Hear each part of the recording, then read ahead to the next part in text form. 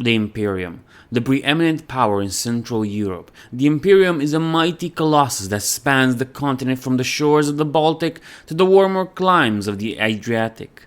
From its capital in Berlin, the network of industry, rail, and military might is harnessed for the good of its citizens. The Kaiser and his supporters, the enigmatic and powerful Teutonic Knights, are surrounded by enemies, but are confident in their ability to marshal their forces and destroy utterly those who would threaten their glorious realm. Let them come and break their strength upon the bulwark of civilization. The Imperium shall not go shrinking into the darkness like some thief in the night. Blood and iron. Great, is one of those with more notes than it should have. Decoded on the 21st of May 1869 from the files of the Dystopian Bureau. Hombre. Apologies for the unorthodox method of transmitting this information to you. My normal contact with the Second Bureau has been interrupted after an encounter with our Teutonic friends. I have spoken to the professor as you have requested and liaisoned with our mutual contact with the lodge, but do not have anything to report on that particular questions you asked. I was, however, able to complete the task you assigned me in Heidelberg and will dispatch the result through the secondary channel. The watchword, as ever, will be reprisals. Our usual cipher will suffice this time. Sincerely, Leonard. Dystopian Bureau note. The papers arrived via Geneva 2 days later. We have unfortunately not had any further contact with Agent Renard in Heidelberg. Either he remains under observation or has been seized by the Teutonic Knights. Recommendations for future actions has been passed to the Bureau Chief. The decoded papers are attached below. The Cross of Europe. The Imperium is a superstate that bestrides Central Europe like a colossal, composed of the hereditary domains of the kingdoms of Prussia, the extensive territories of the Confederacy of Scandinavia, the royal house of Bavaria, and the Austro-Hungarian Empire. Romania is still screwed in this timeline, I see. Each of these nations, whilst nominally an equal partner in the affairs of the Imperium, are in reality subservient to the will of the dominant power of Prussia. The Prussian king is also the Imperium's Kaiser, the absolutist and authoritarian monarch whose enlightened despotism vouchsafes the security of Europe against the decadent Western powers and the tyranny of the Russian Commonwealth to the east. Dystopian Bureau note, of course, Agent Renard paraphrases the propaganda here. The current Kaiser, Frederick Grunder, is lauded as the grandfather of Europe by the patriotic imperialists of these four nations. But the monolithic edifice he and his forebears constructed is anything but. There are weaknesses that could be exploited by a well-funded and equipped foe, and only by carefully examining the nations and the Imperium's history can we hope to exploit. Dystopian Bureau note. Appended to the original report was a hastily scribbled note where Agent Renard requests funds to cover a debt he owes the local police constable after his last breach of curfew. Perhaps this oversight caught up with him? Neither holy nor Roman. This is disputable. Over 1,000 years ago, His Holiness the Pope crowned the Frankish king Charlemagne, Kaiser of the Romans. This act revived the long-lost Roman Empire in Western Europe, and after a 400-year hiatus, gave Europeans an imperator once again. This was a politically calculated move, granting Charlemagne the sovereignty he claimed over other European rulers, while simultaneously giving the Pope great temporal as well as spiritual power. Over the course, the reality was rather different from the propaganda. Charlemagne's empire was hardly deserving of the term, and whilst unchallenged in his own day, his successors were never truly recognized as Kaisers in the sense that they were superior to any of the kings and queens who surrounded them. No attempt was made to truly revive the traditions and structures of the Roman Republic or its empire, and while Charlemagne passed into history, the state he left behind was little different from the feudal kingdoms that surrounded it. Dystopian Bureau note, Imperium propaganda is similarly grandiose in style, but likewise devoid of substance if you have the wit to see through it.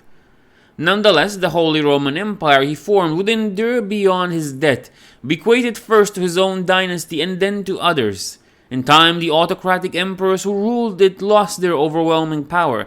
Each major city and province, as well as some bishoprics and petty kingdoms, were afforded the right to elect their Kaiser upon the death of his or her predecessor.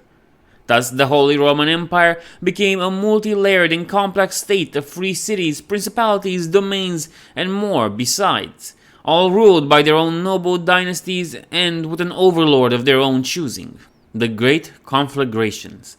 Such a complex mixture of feudal and semi-democratic systems was sure to create tension and division. As some great houses grew in power, in particular the Habsburgs of Austria, and influence, others waned and grew envious. Throw into this mixture the heady emotions of reforming religion, and you have a tailor-made recipe for war and violence. On several occasions, the Holy Roman Empire fell into civil war with the various German states and greater powers competing with one another for territory, wealth, and divine favor as they sought ultimate mastery over their neighbors. In the end, a curious form of natural selection eventually won out. The major dynastic houses who could command greater wealth, military forces, and loyalty from their subjects, regardless of religious confession, many were to enforce compromises on such issues, absorbed or dominated the later. By the time of our revolution, the Holy Roman Empire was officially dominated by the House of Habsburg and the Prussian and Bavarian kings. During the campaigns of the late Kaiser, the influence and power of the Habsburgs in Austria was greatly diminished. The Austrian claims to northern Italy were bloodily reputed, and Napoleon I invaded Austria itself on several occasions. The pressure was maintained by his successors during the ill-fated reign of Emperor Joseph, when the marshals narrowly defeated Austria at the Battle of Austerlitz. Dystopian Bureau note: although the subsequent defeat at Jena, despite the death of the Prussian king, was a major setback. The rise of Henrik Otto. With Habsburg power humbled and the Prussian king dead, the French marshals wrongly believed that the power of the Holy Roman Empire had been dealt a crushing blow. Of course, as we now know, the confidence was misplaced. In 1806, outraged electors demanded the abdication of the Habsburg Kaiser Franz, whose failure to defeat the French marshals had badly damaged the confidence in the already weakened Austrian military. The abdication of a Holy Roman Emperor was not entirely without precedent, but it was a dramatic turn of events that paved the way for the rise of a completely new leader. With the death of King Friedrich Wilhelm III at the Battle of Jena, the Prussian crown had mysteriously passed beyond the House of Hohenzollern to the, at that point, obscure German aristocrat Heinrich Otto. It has proven impossible to determine exactly how the succession was decided, but his apparently limitless source of wealth and boundless determination to see Prussian glory restored no doubt inspired much of the support. Dystopian Bureau note: there are the Teutonic files on his succession, or at least that's what Agent Renard's sources at the local lodge tells him. When the time came to choose a successor to Kaiser Franz, the new King Heinrich Otto was the clear favorite. He was invested as Holy Roman Emperor on Christmas Day, 1806. This was a meteoric rise out of the comparative obscurity, so concerned was the continent with the ongoing French Civil War that his coronation made only a few ripples in the international press. That was the change. The Dystopian Bureau note: Agent Bellette in London has made it a habit to study newspaper reports. She's attempting to create an analytical theory of deducing using such things. The coming storm. Within a few short months of his confirmation as Kaiser, Heinrich Otto embarked on a major program of military reform, ably assisted by the major Prussian military minds of the day: Blücher, Clausewitz, Gneisenau, Scharnhorst, and more. These individuals were to form the Kaiser's brain trust for a stunning intervention in European affairs. First, however, the Kaiser had to build up his military might after its bludgeoning at the hands of the French Grand Army not 2 years earlier. Major new military factories were established and millions of marks invested in all manner of military designs. Across the territories of the Holy Roman Empire, a massive network of railways spread like some strange living thing, connecting every conceivable area in a world-class transportation network. Dystopian Bureau note: Sut Lut something apart from the military applications of swift lines of supply and communication, the rail network served to make swift civilian transportation from all areas of the empire practicable for the first time. Indeed, Agent Renard reports that to travel on the Imperium's high-speed connections between Berlin and Vienna is quite an experience. Dwarfing all his other projects, however, was the dramatic decision to revive, at least publicly, more detail later, the famed Teutonic Knights of the Germanic past. Almost overnight, a whole infrastructure of lodges, commanderies, and fortresses were established throughout the Holy Roman Empire under the new terms of an imperial charter for the knights' use. Whole factories worth of military material, some of it highly experimental, ended up in the hands of the new Teutonic military machine, the Ritorreden. Dystopian Bureau note: it is believed that the 1808-09 period saw the first European use of motorized suit of personal armor, strong enough to withstand modern weaponry, but light enough to be practical in a military setting. With his new military base, Kaiser Heinrich Otto had a military power base unparalleled in Europe and a cadre of intensely loyal officers and personnel that reached far beyond his official home in Prussia. At a council of ministers summoned by the Kaiser in the spring of 1809, Heinrich declared his intention to centralize the Holy Roman Empire. No longer would it be a weak alliance of states united only by a shared culture and language. Instead, it would be a close union of strong powers with a unified central government and military. His vision for the future was highly persuasive for the ministries present, so too was the obvious strength of the Teutonic knights who accompanied him.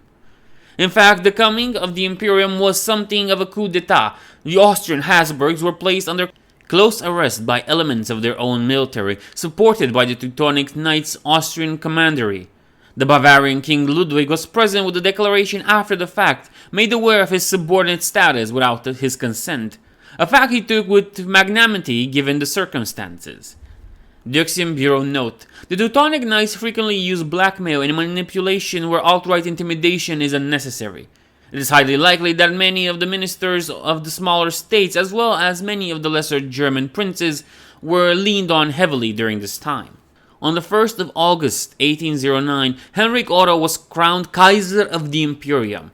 With rapturous applause, he was acclaimed in Berlin as the protector of Europe and the guardian of the fatherlands. Present at the coronation were the German and Austrian princes and electors who oversaw the transition of total power to the new ruler. Within a month, the new Kaiser had appointed a new head of government, Reichskanzler Wilhelm von Ostenberg, and had summoned a new elected advisor chamber, the Imperial Diet and Senate. Diet, really? Okay. With all in place, Kaiser Otto was ready to unleash his plans for conquest. The Prussian Wars. 1810 dawned in blood and iron. The Imperium's navy began with an overwhelming bombardment of the Scandinavian coastline. Thousands died in the first few hours of the new year as the first stage of the Kaiser's plan unfolded.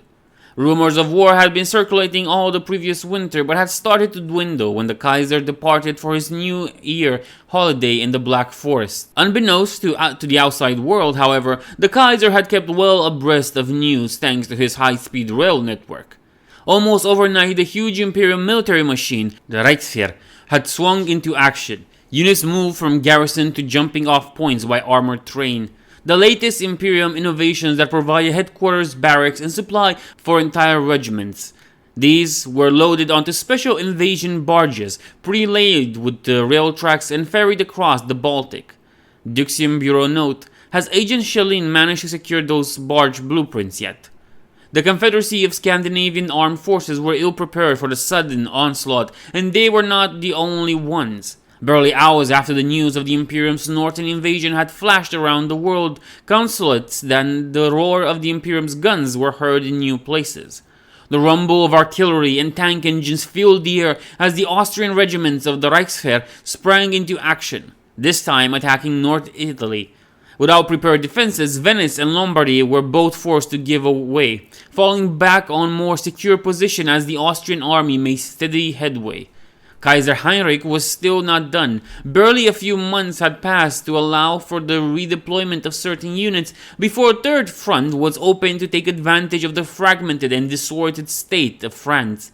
This time, the Reichswehr and Ritorreden forged over Moscow into French territory, striking at Republican forces in East as well as the few imperialist and royalist bastions they encountered. Everywhere across all these fronts, the suddenness of the Imperium's onslaught served to embolden their forces and weaken the resolve of their opponents. By the end of the year, the Imperium arms had won all of Scandinavia, apart from the stubborn resistance in the far north, pushed Republican France back into the Marne and besieged Paris, and almost brought Venice to heel. The Kaiser, however, may well have risked too much. The following 2 years were a series of checks for the Imperium's military. In pushing hard against his disunited neighbors, Otto also gave them a reason to unite. Dystopian Bureau note: it is at this point that concerns about the Kaiser's sanity begin to appear in the journals, diaries, and letters we have managed to acquire from the period. It appears, however, that the Teutonic Knights were at least aware of his mania, but chose to allow it to run its course. Why they would do such a thing remains for now a mystery. The French Civil War petered out as the Imperium's invasions unfolded. The imperialist position in Spain collapsed, as did the royalist cause. Patriotic Frenchmen and women rallied to the Republic in its time of need, whilst in Italy the normally fractious Italian states formed their emergency league. Only in the pacification of Scandinavia did the Imperium achieve success, and even then at a cost in men and material far greater than expected. In 1812, the Kaiser compounded his error by launching yet another invasion. The Russian offensive had begun. End in sight. The Russian offensive that unfolded in 1812 was a disaster for the Imperium. While swaths of Polish and Russian territory were seized in the opening months, by the winter of that year the whole operation had bogged down in terrible weather. More and more troops had to be withdrawn from the other fronts to stabilize the territory gained against repeated counterattacks, leaving the other territories poorly defended. The Battle of Borodino in September 1812 put paid to the main thrust of the Imperium's strength, and the Commonwealth began its brutal retaliatory march. Dystopian Bureau note: it is interesting that not a single formation from the Ritorden took part in the offensive. In 1813, military disaster piled on military disaster. With the disaster of Borodino only a few months old, the League of Italian States launched its own counteroffensive that gutted a weakened and demoralized Austrian army. Once again, the Habsburg's forces were pushed beyond the Alps and back into their own territory. In the West, unable to land a knockout blow, the French Republicans could only watch as Blucher's army was outflanked and crushed at the Battle of Waterloo by British Crown forces under the Duke of Wellington. Dystopian Bureau note: the Crown's intervention prevented the balance of power in Europe shifting decisively to the Imperium, but by that point, in our opinion, the affair was largely settled. Kaiser Heinrich Otto, faced with his dreams crumbling around him, committed suicide in his hunting lodge in the Black Forest later the same year. In 1814, his successor Karl Wolfgang was elected by the Diet and the Senate as the new Kaiser of the Imperium. Dystopian Bureau note: it is likely Heinrich Otto intended his son to succeed to the position, but after taking his own life, he was in no position to contend the decision to elect a successor by the Diet and the Senate he had founded. The fact that this solution was supported by the Teutonic Knights made it all the more likely to succeed. Peace with honor. Kaiser Karl Wolfgang served as leader of the Imperium for only 7 years, but in that time managed to drag the new Rome back from the brink and forge it into something that could last. Working swiftly, Kaiser Karl arranged the construction of a massive series of fortifications along the Imperium's eastern border, the terrifying Wolfgang fortresses. With these in place and still under construction, the Kaiser was able to bring the various foes his predecessor had united to the negotiation table. As it happens, few of his opponents had the strength or resolution to carry the war further. The League of Italian States lacked the cohesion necessary to engage in an offensive operation, and few Italians wished to die in a campaign that would only serve the goals of Lombardy and Venice rather than their own state. France, alas, was in no state to do more than cling on desperately to the newly regained banks of the Mosel. The Mercurial Crown, however, was the first to sign a peace treaty. Their short-term objective achieved, the British had no desire for a continental war. The peace with honor was signed in 1815 with generous terms, the Crown, as Kaiser Karl urgently sought to calm the European flames. With this treaty in place, and with Italy and France signing deals soon after, the Russian Commonwealth could no longer force the issue. With the Imperium free to dedicate all its forces to its eastern border, such a campaign would be folly. The Russian Commonwealth and the Imperium did not sign their own peace deal, but instead agreed to abide by the terms of a limited truce. The Commonwealth still has not forgiven the Imperium for the 1812 assault. Dystopian Bureau note: we continue to remind the Russians of this fact whenever appropriate. The passing of the mantle.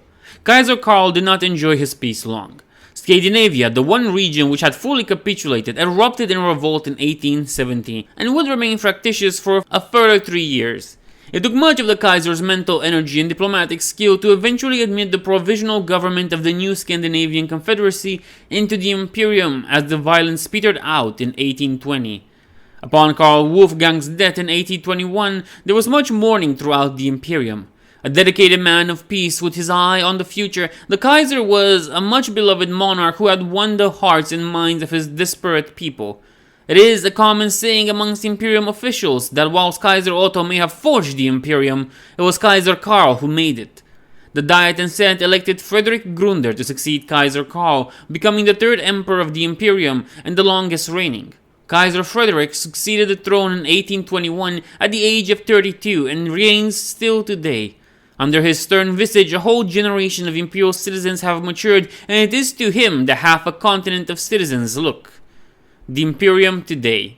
The Imperium is an autocracy governed by decree by the Kaiser. In practice, much of the day-to-day practicalities of government are handled by the Reichskanzler Otto von Bismarck, a Prussian junker with similarly firm commitment to the parental nature of the Imperium's government. A professional civil service based in Berlin acts as the epicenter of imperial power. Also involved at the head of the Imperium's government is the Grand Master Anna von Malberg of the Teutonic Knights, who advises Kaiser and Reichskanzler both on the situation at home and abroad. A Council of State governs the country, with the Reichskanzler and its members are chosen jointly by the Diet and the Senate. The Diet itself is an elected chamber much the same as the National Assembly, but unlike ours, it is not a full legislature. It may debate and pass resolutions and may remonstrate with the government, but has no real power. Political parties are officially banned in the Diet, although many of its members are linked to associates or clubs that fulfill the same role. All Imperium citizens may vote for the Diet. The Senate is a more curious institution. Its membership is allotted proportionally to the member states of the Imperium: Austria, Prussia, Bavaria, and Scandinavia, with most of its seats given by the government or reigning monarch of that nation. A few seats are expressly reserved for the minor city-states and German princedoms. The most significant bloc in the Senate are the so-called industry set, the wealthiest coal, steel, and principality rail barons with sufficient net worth to qualify for the short list. Of all the world powers, only the Imperium deliberately allows representation for such interests in its assembly. Dystopian Bureau note: of course, cynically, one could say that the Imperium is not only one to make such interests public. Of course, it does not stop the Imperium socialist underground from gunning for such figures, sometimes literally. Under the wise leadership of Kaiser Grunder, the Imperium has gone from strength to strength. The natural resources of its Central European territories have been tapped and are constantly exploited to expand the Imperium's industrial base. Millions are trained as soldiers to defend the Imperium, and its defenses and military stockpiles are forever improved upon. The Knights luminaries of the Teutonic Knights make ever more fascinating breakthroughs and discoveries with each passing year. Indeed, this is the refrain that the Kaiser often repeats at his dwindling public appearances: for the Imperium and progress. To this day, the Imperium Navy has adopted a modular railway-based system for changing the loadout of a vessel's weapons and equipment. The Knight luminaries have also refined the work of the turncoat Nikolai Tesla to create arc technology. Tesla's defection to the Union over a decade ago was not a death blow to the Imperium's technological developments that perhaps he might have assumed. At the direction of the Kaiser, Tesla's facilities in Graz were commandeered by Heinrich Ruhmkorff. His refinements to Tesla's work has revolutionized the military might of the Imperium. These voltaic devices are the cornerstone of new form of weaponry, hoped to give the Imperium a decisive edge in the forthcoming conflicts. An iron future. The one question that dominates any predictions for the future is that of the succession. When Kaiser Frederick eventually dies, then it is likely that the Imperium would be paralyzed with grief for some considerable time. He is not called the grandfather of Europe for nothing, and the love and respect his people hold for him is nothing compared to the skill and charm which he continues to employ holding the Imperium together. Dystopian Bureau note: it is perhaps for this reason Agent Renard consoled against our proposed Operation Guillotine. With the Kaiser's death, we presume the Imperium will fracture and then collapse, but it is possible that instead that it would unite in a fury against any opposing force if it were known to exist. especially if it were proved that that force had killed their beloved sovereign. At present, none doubt that the Princess Wilhelmina Grandor is the likely candidate. She has served in the Reichswehr with distinction and has been tutored extensively by her grandfather in the matters of state. Her current position as an advisor to the provisional government of the Scandinavian Confederacy is not an accident either, as it places her close to some of the most extensive Teutonic Knight research stations and development labs. Nonetheless, there are those who might favor her father, Prince Ruprecht, although given his failing health as well, that is unlikely to come to pass. The only possible cause for friction I can see is in the dissolute but popular figure of Franz Heinrich Schulz von Habsburg, the young nephew of the Austrian Kaiser. He may be put forward as a candidate by the more liberal sections of the Diet, and under his weak rule, I am sure France can find opportunities. Alas, with the Teutonic Knights and the Bismarck himself against such an event, we are unlikely to be given such a gift. Dystopian Bureau note, that does not mean we should not try. There are Austrian dissident movements who could be encouraged with a bit of financial support and a few instruments of war, if we are willing to go that far. The Teutonic Shadow. Dystopian Bureau note, so much for the public history of the Imperium. Now Agent Renard's report turns to a weightier subject. The following paragraphs contain all that he could summarize or conjecture about the real history of the Teutonic Knights. Please be aware that as of its writing, he was still trying to gain access to some of the records of the Lodge. He had promised to communicate any further findings to us, but after several months without update, we must presume that no such illumination will be forthcoming. The Teutonic Knights are the power behind the throne in the Imperium and have been since the accession of Kaiser Heinrich Otto in 1806. Whilst ostensibly the same organization as the medieval knights who crusaded in Eastern Europe, the present knights appear to have only a distant connection to that organization and may in fact predate them if the information I have encountered is correct. Dystopian Bureau note, certainly Heinrich Otto's rise owed much to the work of the Teutonic Knights even before he had officially re-established them. Reconstructing a conspiracy over such a historical gap does lead to a certain degree of paranoia. One could almost see their guiding hand behind every evolution of the Holy Roman Empire and the Germanic people if one were not rationally inclined to dismiss such illogical fantasies. The Teutonic Knights, at least in public, are a patriotic organization committed to the defense of the Imperium and loyalty to the reigning Kaiser. They are to be found across the Imperium, with each nation hosting its own commandery, a knight fortress, as well as the towers and lodges in most major urban centers. Each of these institutions is a member of one of the 6 rights of the Knights: the Prussian Right, the Austrian Right, the Scandinavian Right, the Bavarian Right, the Luminary Right, and the Lesser Right. As it is to be expected, each right has its own master, with the Grand Master acting as head of the Knights and serving at the right hand of the Kaiser. Most members of the Teutonic Knights are not privy to all of its secrets. The ranks and files will often be no more than what they appear: patriotic citizens and burghers of the Imperium's towns, worthies who have joined the Knights out of national sentiment and local pride. The lodges they join are usually attached to the lesser rights and are of little importance save for the charity work they do throughout the Imperium. Nonetheless, they act as gateways into a far more dangerous world. Those who demonstrate a greater loyalty to the Knights may rise higher in the ranks and are in time trusted with greater secrets. Unfortunately, we know few details about either the process of initiation or the nature of the secrets, but it appears from their records thus far that the Knights have been committed from the start to creating, maintaining, defending, and supporting the Imperium. To what ultimate end it is difficult to guess. Dystopian Bureau note, as remarked on earlier, it is telling that they did not support Heinrich Otto fully during the Prussian Wars. While they did not actively encourage his self-destructive course, they certainly allowed it to happen. In practice, the guiding hand of the Teutonic Knights can be found across the length and breadth of the Imperium, from the lodges who slowly form and influence public opinion and local politics, right up to the Knights Luminary who act as scholars, researchers, and designers on behalf of the Knights, or else the government itself or other major industries. The Knights, as an entity, have much wealth invested in the greatest industries within the Imperium, and their financial ties across the country are used to good effect to influence or direct developments and even policy. Beyond the borders of the Imperium, the Teutonic Knights sustain a formidable intelligence network which informs the Council of Meisters back home. These agents, sometimes Knight Luminary, acting as visiting professors or else members of the Ritoreden under the guise of mercenaries, infiltrate and observe, sometimes acting to eliminate or counter threats to the Imperium before they emerge. Within the Imperium, similar duties fall to certain members of each lodge or tower, which act as centers and safe houses for the purpose of counter-espionage and the more thuggish acts undertaken by the Knights.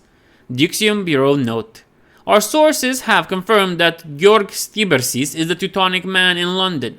It is worth sending Agent Bellet and Agent Orcus to attend to the matter, or do we leave him in place to frustrate the crown?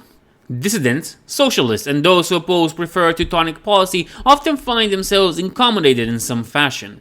I have encountered reports of bribery, blackmail, salacious rumors leaked to the local press, as well as outright intimidations, beatings, and murder. Such gangs represent at a small scale the level of influence enjoyed nationally by this organization. Such acts are not undertaken by the normal rank and file of the lodge and appear to be the preserve of a certain subsection of the Knights, colloquially referred to as the Geheimgesellschaft. Dystopian Bureau Note: ironic that such a name should be publicly known and feared. Not that they would appreciate the joke. It is possible that Agent Renard's visits to the lodge were too frequent for his own good. If you reached this far, please remember to like, comment, and subscribe. It helps the channel grow. Nevertheless, I'll see you in the next one. Arrivederci.